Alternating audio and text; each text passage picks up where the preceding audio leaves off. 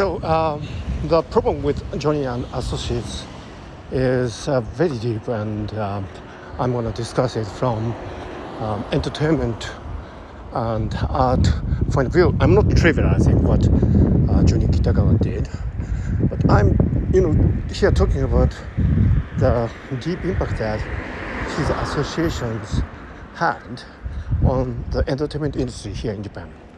I am Japanese, and I have been observing the Japanese entertainment industry, pop culture, for the last several decades, and I should say that I never liked the performances from Johnny and Associates artists. The problem is, Japan is a country where people have this assumption that the society is kind of homogeneous, so that, for example, the NHK public broadcaster put the artists from Johnny and Associates at the center stage, Arashi and SMAP and other boy groups.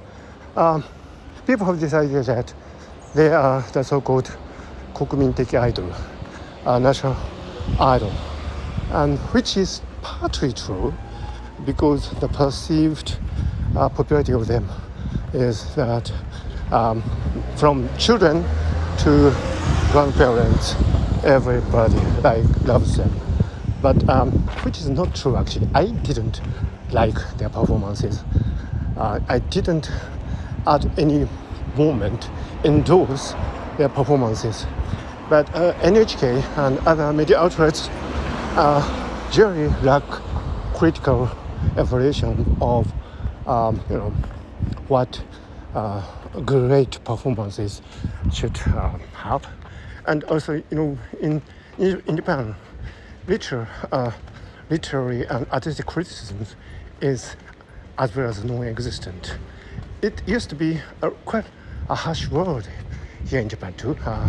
We don't actually, for example, have an equivalent to something equivalent to a front row program on BBC Radio 4, which really is sometimes harsh when evaluating the values of artistic lives, works, and apart from the popularity in the market.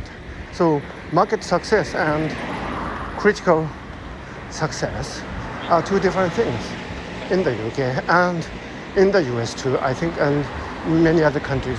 But here in Japan, for some reason,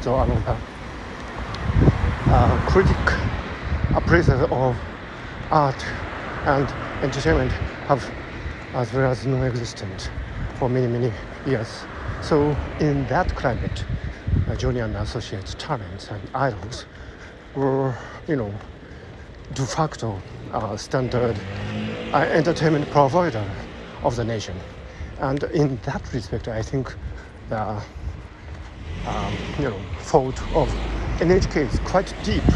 Apart from the fact that they didn't report on the wrongdoings of Johnny Kitagawa, the NHK, for example, casted the Johnny and Associates talents such as Arashi and SMAP and so on in the very high prestige entertainment outlets like Kohaku Utagassen, Red and White Song Contest at the end of the year. And through these treatments in the media, the general perception was as if the Johnny and Associates talents and artists were the de facto household name and standard of excellence in Japan, whereas in reality there were no critical appraisal of these performances.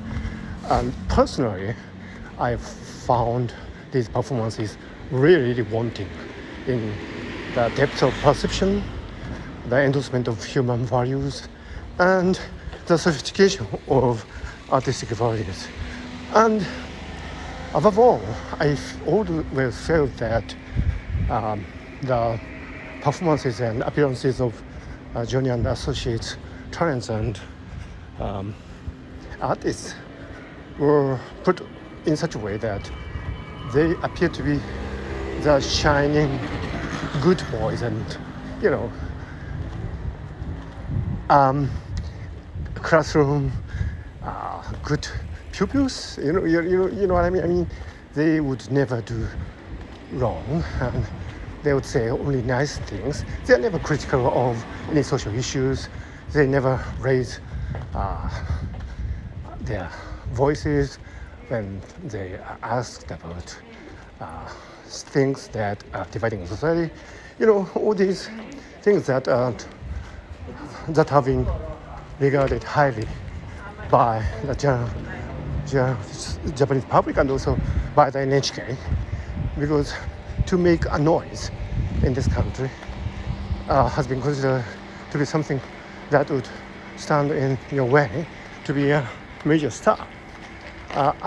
The more brand you are, the more neutral you are, the more opinionless you are, you would be treated as a de facto national idol, because that's the premise of Johnny and Associates and the NHK and commercial broadcasters. So behind that, of course, there were always these wrongdoings by Johnny Kitagawa. And I can certainly say that media people in the NHK and commercial broadcasters knew about that. There's no question about it. I have been in the media on and off for many years now, and it was actually almost a common knowledge, these wrongdoings in in the Junior and Associates and its environment. And for some reasons, this is a really complicated issue. For many years now, in Japanese history, those people who are involved in the entertainment industries, these people traditionally were regarded as some people who are separate from the norms of society. They would obey and follow different rules from the typical people in society, so that even if they are exposed to wrongdoings, in a sense, that have been perceived to be of their own choices. I mean, this is completely wrong, and I don't, subscribe to that particular idea. But the perception has always been there, so that the newspapers and broadcasters, they approached problems of wrongdoings in the entertainment industry as if these were happening in a world separate from the general public. And I think that's the most serious problem when you consider the scandalous fact that Japanese media have not reported on the wrongdoings. And so I think it's a sad story. So anyway, in terms of quality of performance, and Japan has been a country where great film directors like Yasushi Ozu and Akira Kurosawa have been producing really great works. But nowadays, because the way Johnny and Associates talents and stars have been nurtured and selected. Well, they have not been selected really. I mean, there are no strict audition processes. It's an open secret now that they were chosen on the basis of favor by Johnny Kitagawa and his close allies. And they have never been put to a really rigorous talent selection process. Like, for example, I love American artists like Billie Eilish and Bruno Mars and Pharrell Williams. These wonderful people, have been through a really rigorous process of social auditioning, if you like, and their talents are extraordinary, and their performance are expressions of really great individuality, which is a hallmark of today's world, and which should be the foundation for any democratic society. But in the case of Johnny and Associates talents, the opposite is true. The less individualistic you are, the less vocal you are, you would find it more likely to be treated as a national idol, which is rubbish in my point of view, but which has been the conduct, a really miserable conduct of the NHK, the public broadcaster, and the commercial broadcasters. So from my point of view, of course, the wrongdoings of Johnny Kitagawa is abhorrible, and the wrongdoings need to be rectified, compensated for, and accounted for.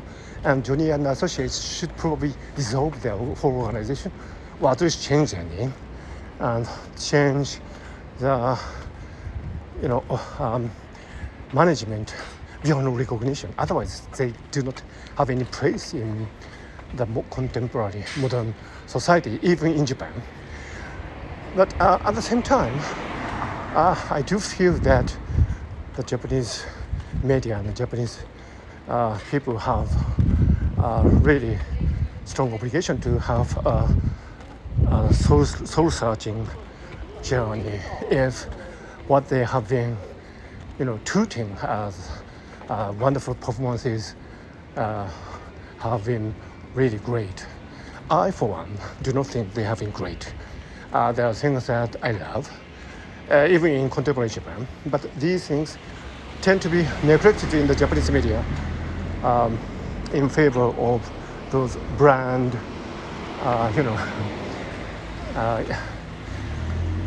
faceless performances from the Johnny and Associates talent and idols and their likes.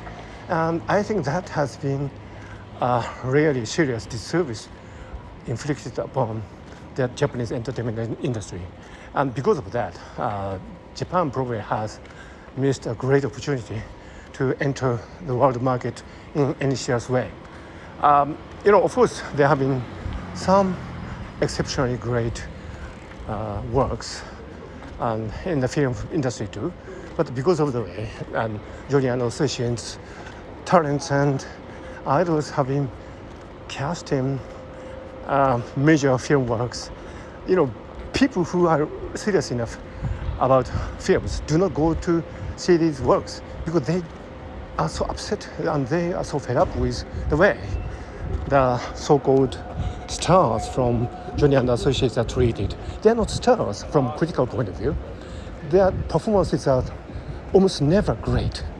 But no matter how poor their performances are, the media cover them as if they are stars, and there are no really serious criticism of their work. So they go,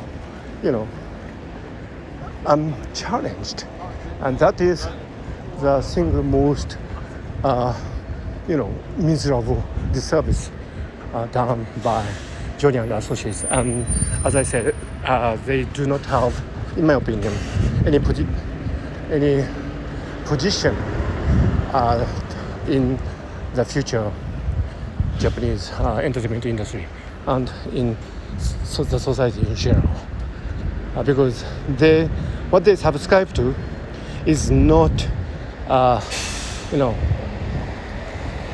it's not observation of universal values and great humanistic principles, but are really, crony, favorite circles, and really rigged, setup of performances, and which has not really made anybody happy. So that's all from me now, and I have reached a place where I have to give a public lecture. So see you around.